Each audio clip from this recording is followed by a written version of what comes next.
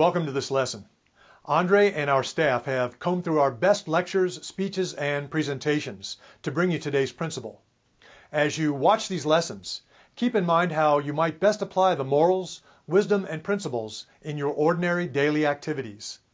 We know that what we practice and support with intention, we can improve on. Leadership and diversity advocacy requires that we practice both mentally and in the demonstration of our values. Take this time to reflect on your behaviors, build on your strengths, and minimize your areas of weakness. Remember, we look forward to seeing who you become. Andre and our team at AM Horizons will start you on this journey now.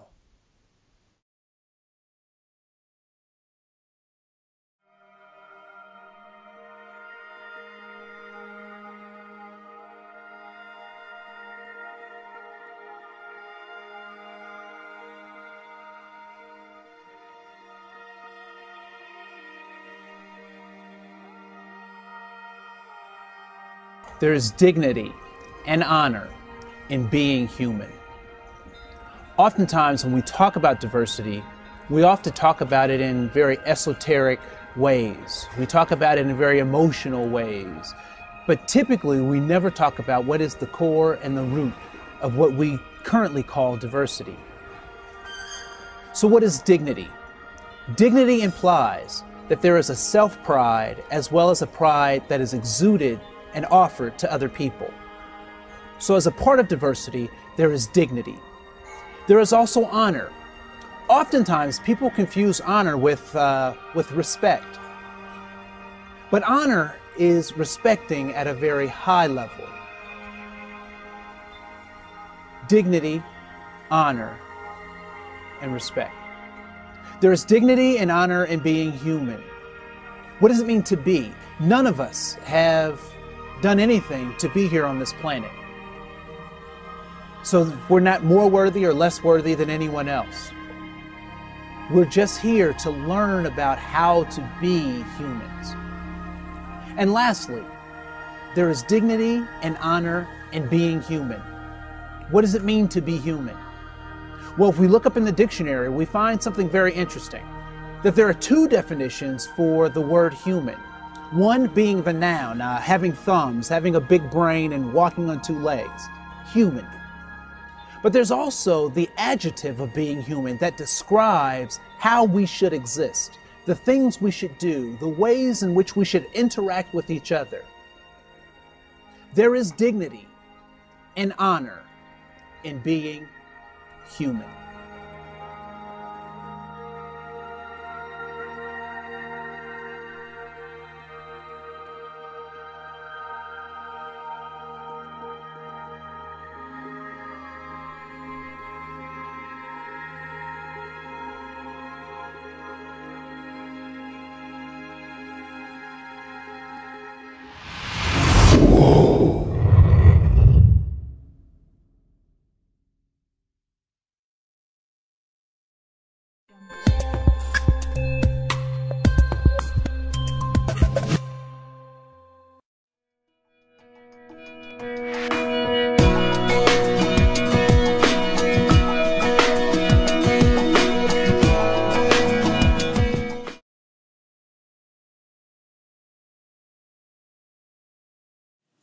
All right, so a couple of people have written me in an email asking me this one question, and the question is, am I a humanist? And I would say that I am not a humanist. I would say that my religious belief is that of a Christian, and I don't know that I make any apologies for that at all. And that comes up because I keep talking about this idea of what it is that humans need, humans want. And what I believe is that when people are allowed to be whole without artificial obstacles, without our institutions trying to diminish them, to make them comply, I think that is when we get the best that is the plan and the purpose of our lives. And I think that's when we can live out the purpose of our lives. And so having said that, it becomes important to realize that there are three things kind of at play, particularly when we talk about human involvement and development. There is the truth, there are the facts, and then there is a space in between those called belief. And so all too often, people have equated the facts with the truth, as if they are synonymous with one another, as if they are the same. I recall a conversation between Bill Nye, the science guy, and I think he's a great guy, and a creationist. And they were debating, was the universe a result of the Big Bang, or is the universe a result of creation, of organized thought process, particularly designed by God. And so when I think about that, it's undeniable that there are fossils and dinosaur bones and bones of either early humans or primates or whatever, but those things are undeniable. So those are the facts, right? And there is obviously a number of ways that we can even look at Darwinism as having some facts associated with it, right? So Darwinism certainly is an explanation for some of these bones that we've found, and so these become the facts that people usually try to tie to the truth. And I would like to submit that the truth and facts are not related at all. That there's not an actual correlation between facts and truth. Because one of the things that I recognized that when I was in 6th grade, there was a teacher that I loved and adored. Her name was Mrs. Young. And Mrs. Young asked us a question one day. And she said, "How many planets are there in the solar system?" And in 1982, my answer was 9. If we ask a young person today that very same question, we'll get a different number. And typically the number is 8. And it's typically 8 because the facts and the truth have changed. And so it was, so now there are 8 planets because Pluto was deemed by human beings not the same status or the same category as what we call Earth and our brother and sister planets, right? So humans determined that truth was different because they also changed the facts, and so I believe that there's no correlation between the facts and the truth, or there doesn't have to be a correlation between the facts and the truth for those things to be propagated. Here's another example. I'll show up here a map of Africa. So you'll see a map of Africa that I have been taught as the truth given the facts. Now I'll also show a second map of Africa that is actually how it actually shows the typography and the size of Africa. Now, they both were facts, and they both were truth, but there's this thing that's in between them called belief. And so, all too often, what we don't understand is sometimes it doesn't matter what the truth is, and sometimes it doesn't matter what the facts is. It matters what it is that we believe. And so, as a person who believes in our completeness and the importance of being whole, whether I'm a humanist or whether I'm a Christian becomes irrelevant if you believe me. And so one of many of the things that I talk about require a level of belief.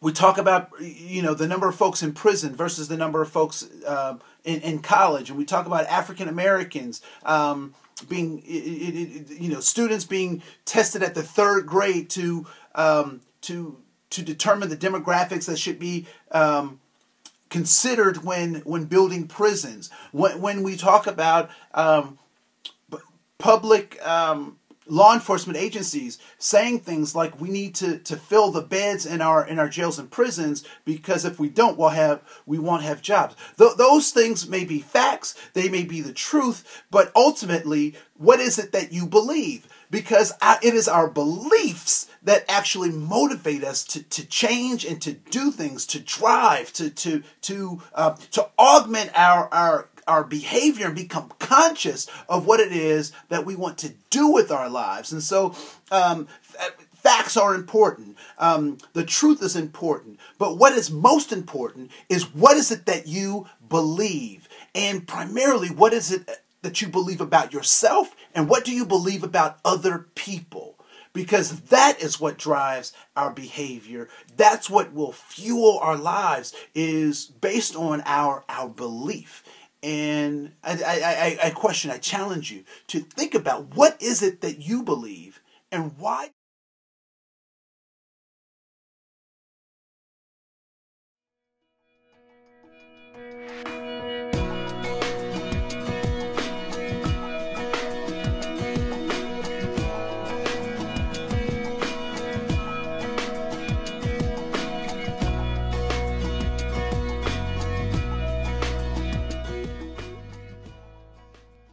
Diversity is often associated with liberal politics, and yet people come from a wide array of political perspectives and still have many views in common. What is the relationship between politics and commitment to diversity? How does your interest and commitment to diversity relate to your own political identity? Give an example of a time you discover you held a stereotype that you later reconsidered or changed. Give an example of a time you challenged a stereotype held by someone else.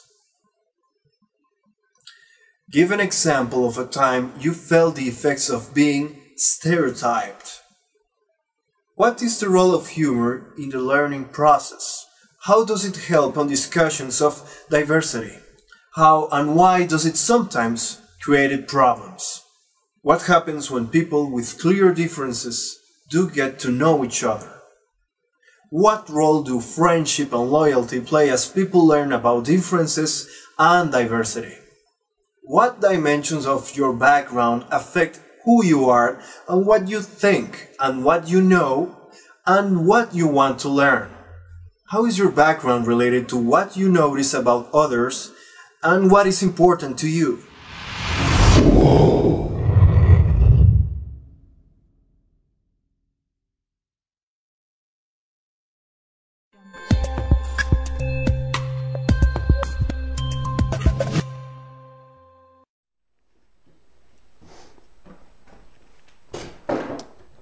So, my name is Andre Cohen. I want to welcome you to today's principle.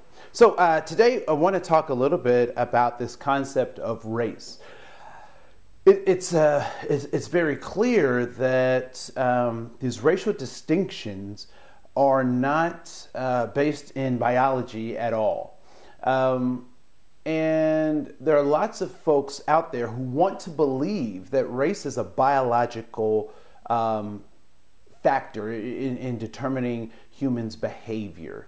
And there are two reasons why I have come to understand that race is not biological.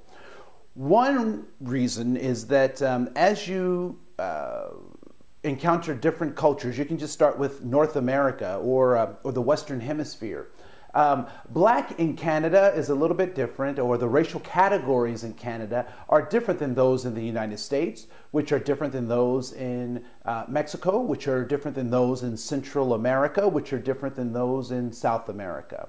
And so if race is this universal genetic marker that determines either humans' behaviors or what they're capable of, or the kind of people they are, one would believe that even if we just stuck with the Western Hemisphere, that there should be some uniformity in this declaration of race. And so that's one of the things that I think is problematic. Another thing that I think is problematic, and I've had discussions and folks have tried to persuade me differently, but I'm having a very difficult time understanding how the theory of evolution gets applied to human beings, and how that is not the center or the core of modern day racism.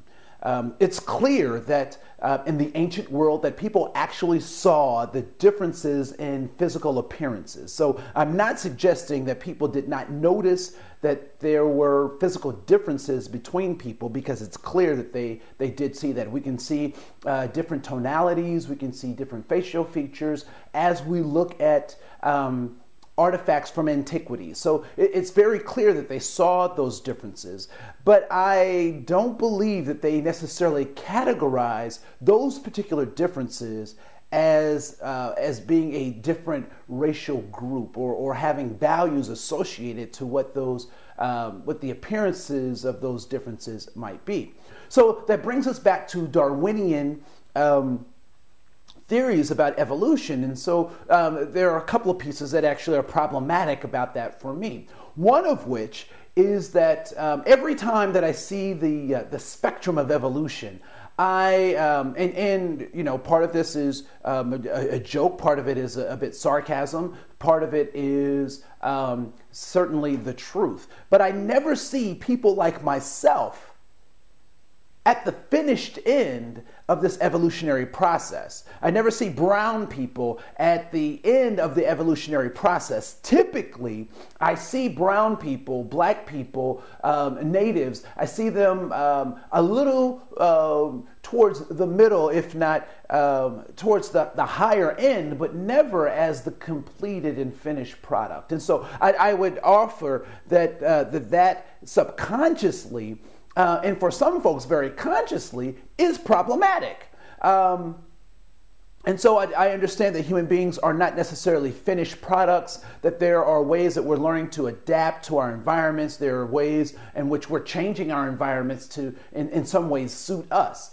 But I find that Darwinian theory problematic, because people have used that for evil. You certainly can use it for good, but more often than not, it's been used as a tool for evil. And so, you know, I'm suggesting that these are things that are not race. And so the question may be asked, well, what are you saying race is? What is race if it is not a biological determinant of human behavior or categorization? I would suggest that that race is a way that people are sectioned off, quartered off to benefit an economic system.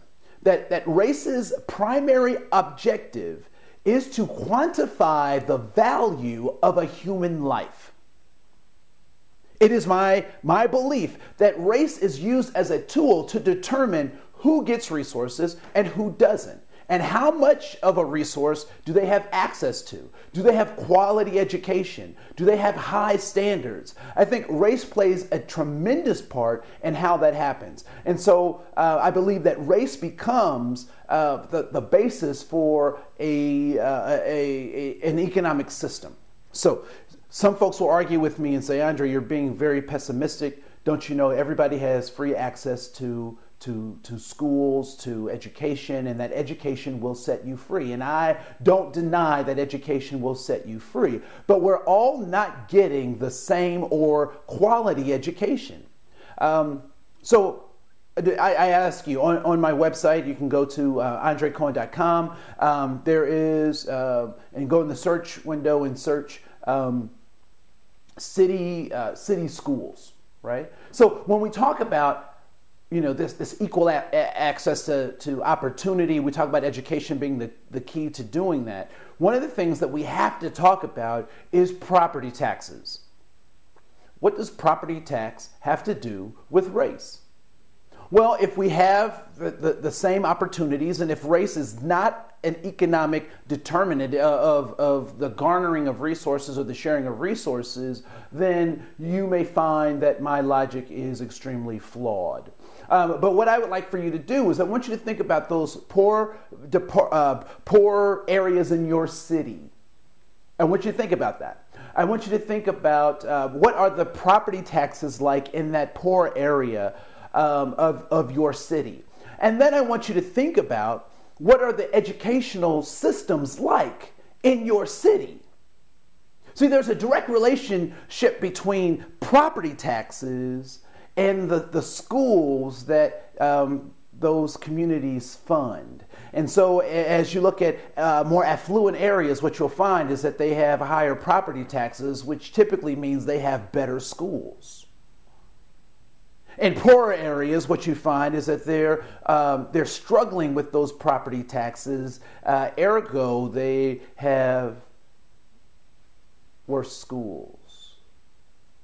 So when we talk about, race being an economic determinant of who gets resources and who garners resources and who gets to share resources and who gets to have resources, for many of us, we did not create these things. We did not create the concept of race. But it's now our responsibility, now that we know what the game is, now that we know that race isn't biological, but it is a systemic economic model designed to share, garner, and limit resources based on arbitrary decisions by governmental entities. I am not anti-government. I love the United States of America. I believe that there needs to be order. There also needs to be a true conversation about the inadequate ways in which resources are shared. I'm not talking about a redistribution of wealth, but what I am talking about is let's tell the truth about the access that people have to goods, jobs, services, and money. Because until we start having the conversation about the truth about those things, we will continue to find ourselves in the quagmire and the mess that we're in. And so what I would suggest is that those of you who have means, make sure that you use your means to the betterment of everyone. And those without means, use your means, your influence to create a better life for yourself and for those around you, because we're all in this together. We're all in this together. And that, my friend, is today's principle. 1. Andre shared an important concept. How will you use this new knowledge to point your behaviors towards your goals? 2. What obstacles do you think you will face when trying to obtain goal-oriented behaviors? 3. How do you plan to overcome the obstacles that you will face as you seek to change? 4. Who will you surround yourself with that can help you in this change process? 5. What do you believe allows people to be passive in the face of discrimination? 6. How do people gain the courage to stand up in the face of bigotry or prejudice? 7. How important is to gather information through experiences or reference material about people and cultures? 8. When interacting with people who are different than you, what 3 things can you do to show them dignity, respect, and honor?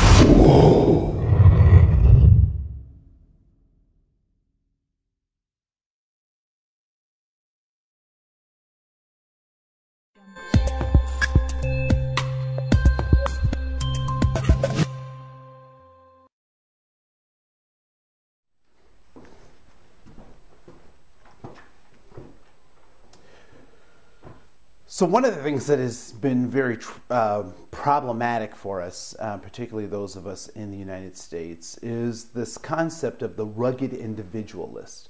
And why that has become problematic is because people start to actually believe that everything that they've done is because of their own individual effort. Now, what I will say to those folks who are going to send me an email because of this, I believe that hard work is everything. I believe that the ability to master a craft, to garner resources, to create things is extremely important and an invaluable skill. And so I believe that there are things that individuals can make and that you you make things happen. However, there comes a point, and there typically is an extreme, specifically in the United States, where people believe so much in their own superiority that they fail to realize that they have some social responsibility. And so what becomes very apparent is that once we start to think that we are so good, that we're so masterful in our craft, that we forget that we're in a community, that we're related and connected to people. We have things that happen in Bangladesh, where over 1,000 people in a warehouse who are making less than $1 a day, or maybe up to $1 a day, to make garments for folks like me to purchase. We start to forget that rugged individualism oftentimes comes at a cost to other people. Now, what are you saying, Andre? Are you saying that we should become socialists, that these things are our fault? What I would suggest is that you and I both know that there are no free lunches. And so if we're getting something on the cheap, that means that somebody is paying that price. And so what typically happens in the Western world is that we forget how we're connected to other people in the world. I think that the global warming, whether it is man-made or whether it is a cyclical cycle, how it is happening is irrelevant. What I think is important is the fact that we understand that we're connected to helping to solve or figure out how to respond to this global issue. For one of the first times in more recent times, particularly being a kid of the 80s, we were very much concerned about My Adidas. We were very much concerned about winning the next rap battle, or who had the sharpest outfit or the smoothest dance. But for the first time in a long time, Americans, particularly young people, have been thrust onto this international stage and being called to do something. And so as we think about this rugged individualism, I believe that it is powerful for people to figure out how to make a thing, how to do a thing, how to create a thing, how to be a thing. But I also want us to remember that if there is no context for that thing, or if the context is skewed, if the context is to just benefit me and I'm not benefiting other people, then what is the purpose of my existence? As annoyed as I get being on the highway with thousands of other people during rush hour, what would it be like if I had to build that highway by myself? What would it be like if I traveled that highway and I was the only person on it? Some people might find joy in that, but I would think I would lose purpose. And so as we think about this idea of rugged individualism, it's important that we understand that it's within the context that we relate. It is the fact that we're in relationship with other people that gives us the power, that gives us the courage, that gives us the rewards of being that rugged individualist. No man is an island unto himself. It is important that we look at the things that we're able to do in context and how they become of value to other people. That's today's principle.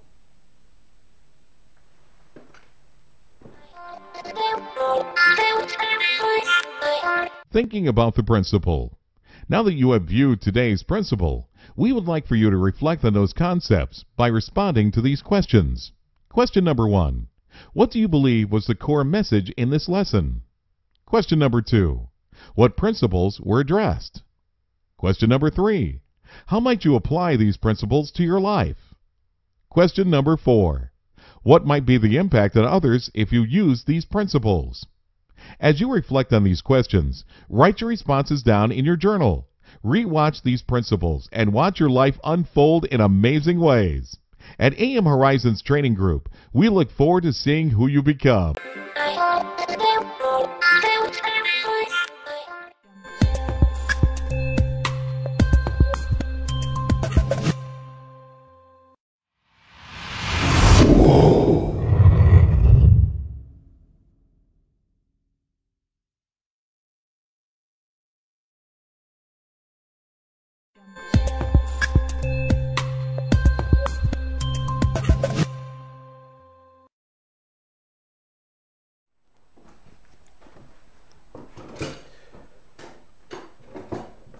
Your fruit is not for you.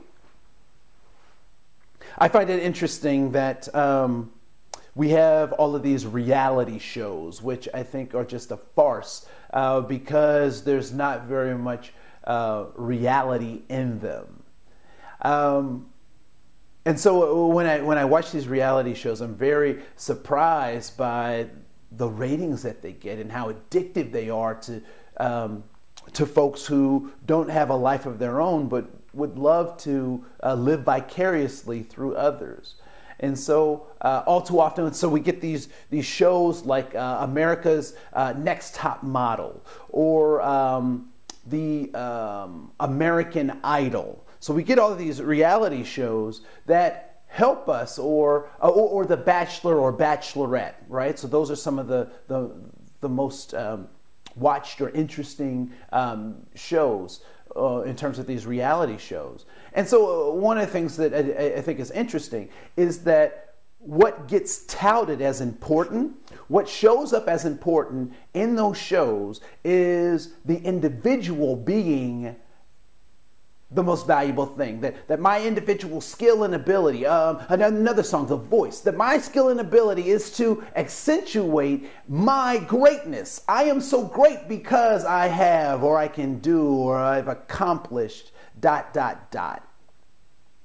Well, I'm by no means a botanist or gifted in the sciences of agriculture and whatnot. But I do find it very interesting that there are some lessons that even a layman like myself can learn from nature, from the natural world. And one of the things that I think is interesting that I've learned from the natural world is that apple trees do not brag about how many apples they have. I think it's interesting that orange trees don't boast about the juiciness of their oranges. Animals and even peacocks, they don't necessarily brag about how beautiful or skilled or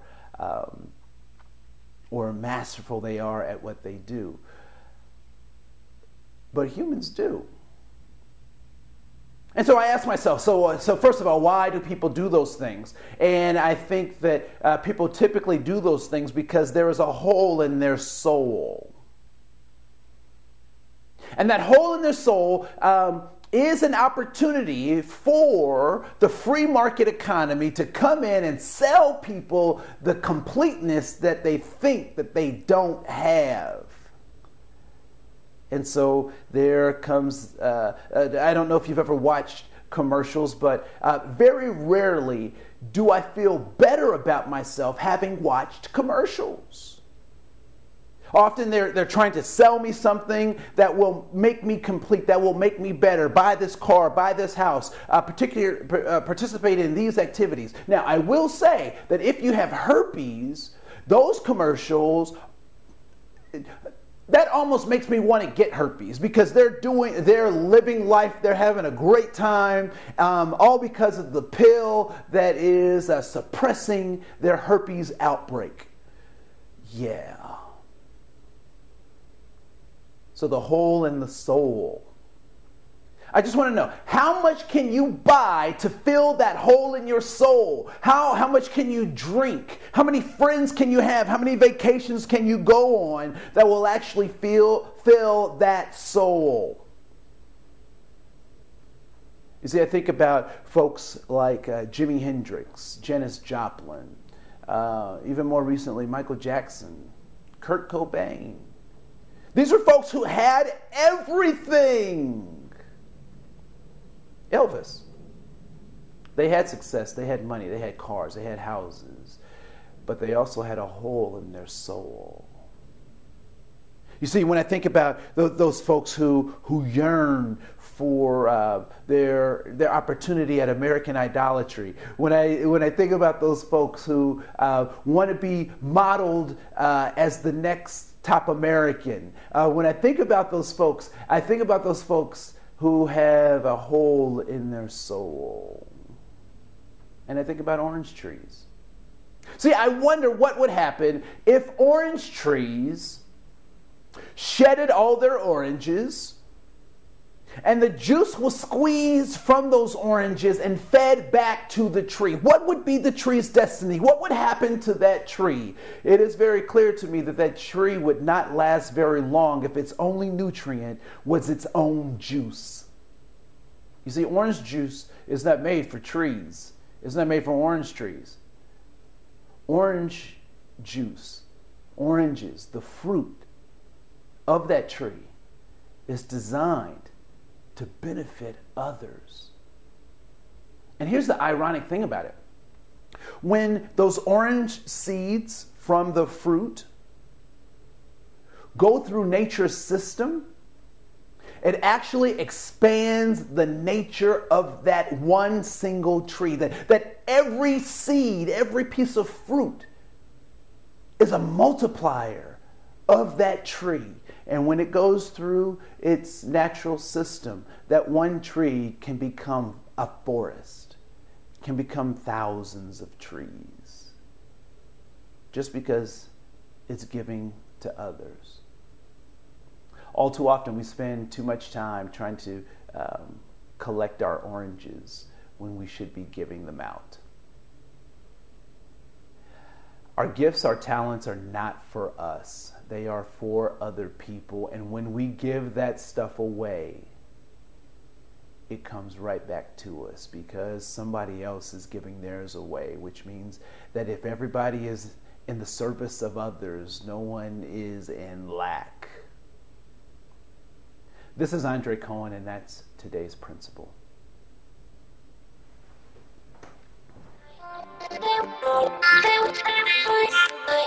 Thinking about the principle. Now that you have viewed today's principle, we would like for you to reflect on those concepts by responding to these questions. Question number 1. What do you believe was the core message in this lesson? Question number 2. What principles were addressed? Question number 3. How might you apply these principles to your life? Question number 4. What might be the impact on others if you use these principles? As you reflect on these questions, write your responses down in your journal. Re-watch these principles and watch your life unfold in amazing ways. At AM Horizons Training Group, we look forward to seeing who you become.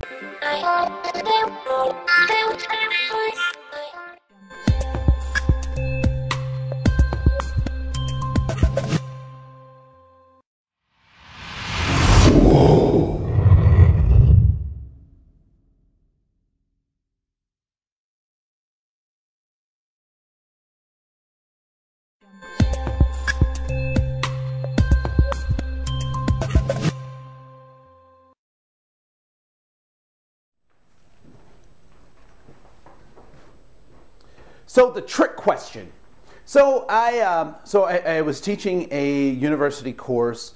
Won't name the school, but it was an education course. So these are people who are going to be teachers. They're going into the classroom to educate our young people, and these folks were sophomores, and we were. So I teach diversity ed classes, right? So how classroom management, how to work with diverse groups of folks, what role does racism and other forms of oppression have in the classroom and in the educational process, right? So those are the kinds of things that I talk about in my class. And so I asked a trick question to my students because I was trying to trick them. So it was a trick question. And this question had 3 parts. The first part was a discussion about African American History Month or Black History Month. And so the part A of the question was, should we continue to have African American or Black History Month? A, that was the first part. Comma, B, the second part of that question was, should we expand Black History Month to include other cultures, such as Hispanics or Hmong or Somali? Should we include them in the month of February as a method to educate folks, right? And then the third part of the question, C, was this: should we have White History Month? Yep, I asked the question. Should we have White History Month? Now, I was able to get answers in all 3 areas, right? And so one person wrote in their paper that we should not have Black History Month because it raises one culture over all other cultures, and that's discrimination, and discrimination is wrong. Yeah, I wrote her a note. The second part of another answer that I got from someone was, should we expand Black History Month to include other groups and so forth and so on? And this individual said, I do not believe that we should even have African American or Black History Month because there aren't enough months in the year for every culture.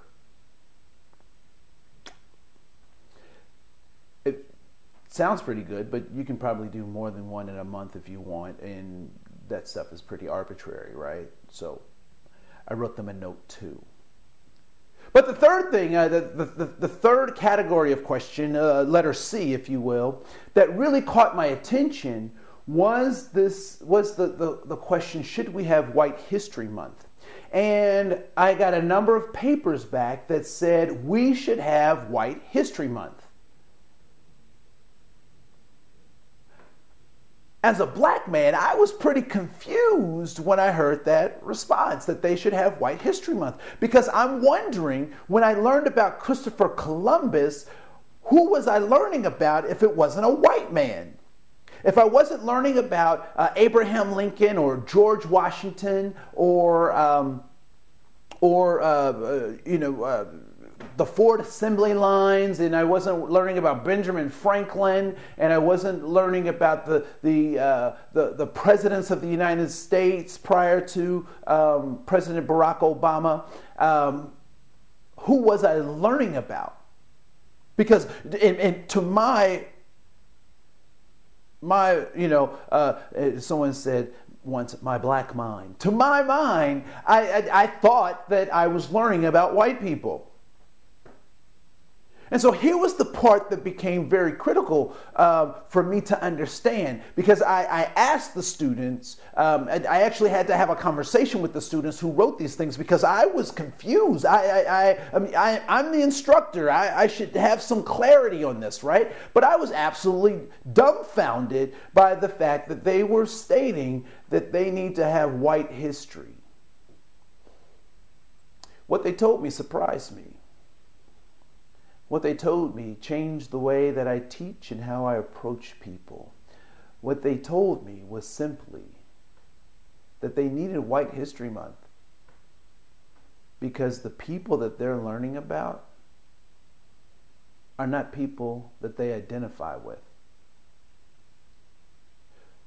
So I was even more concerned. I was even more confused once they shared that. I said, I don't understand.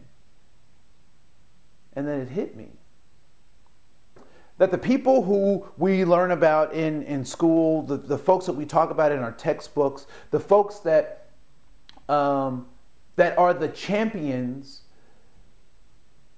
of the winners. And see, if you're not a winner, quote unquote, if you're not the top dog, if your folks came because of a famine, if your folks came because of political persecution, If your folks came for religious freedom, you might not see those people in the history books as your champion, as your people, because in some ways maybe they didn't share your story. So do they need White History Month? So I started to think, and I started to ask, a follow-up question. So what kind of history would you need? And one of the things that they told me, and this really made me smile, is that they need a context for the culture.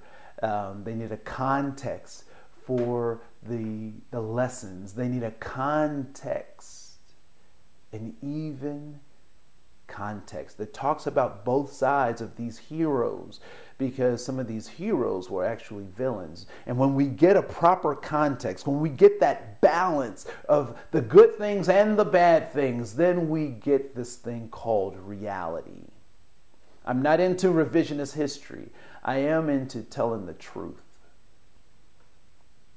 And so as we try to engage young people, we have to start understanding what is their truth. There's a reason why they won't pull up their pants. There's a reason why they grow their hair long. There's a reason why they use texting language to identify themselves and communicate. And so it behooves us to try and understand them. Because if we can understand them, maybe we can understand ourselves better. You see, it is up to us to figure out how we get along. How do we create that context for each other? And so, maybe they do need White History Month. History that reflects who they are. History that reflects what they can do. And histories that include their brothers and sisters, be them brown, yellow, or red, as a part of the discussion. The proper context is basically allowing everybody to show up in those stories so that we know what actually happened and not just what the conquerors want us to know. This is Andre Cohen, and that, my friend, is today's principle.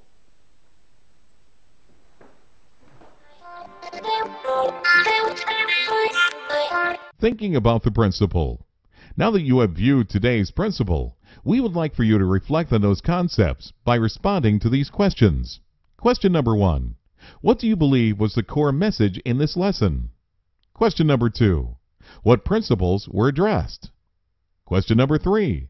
How might you apply these principles to your life? Question number 4. What might be the impact on others if you use these principles? As you reflect on these questions, write your responses down in your journal. Re-watch these principles and watch your life unfold in amazing ways. At AM Horizons Training Group, we look forward to seeing who you become.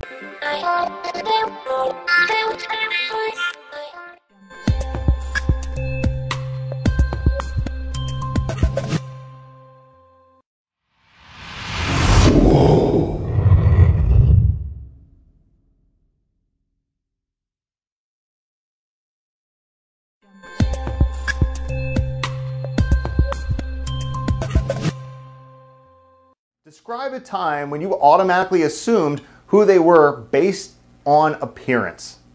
Describe a situation where someone had made assumptions about you. How effective do you think telling someone off is in changing their behavior? What are some of the things that you can keep in mind to make sure that you give everyone you meet dignity and honor in being human? How can each of us help to show others who have prejudices about our particular race, sex, religion, we are all striving for the same things?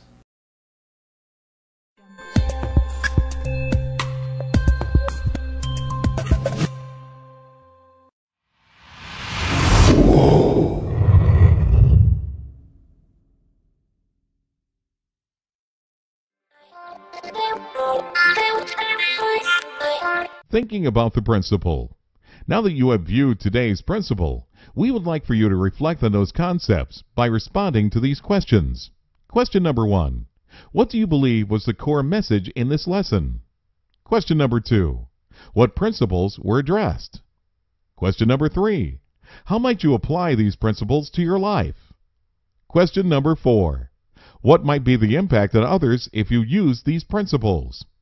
As you reflect on these questions, write your responses down in your journal. Re-watch these principles and watch your life unfold in amazing ways. At AM Horizons Training Group, we look forward to seeing who you become.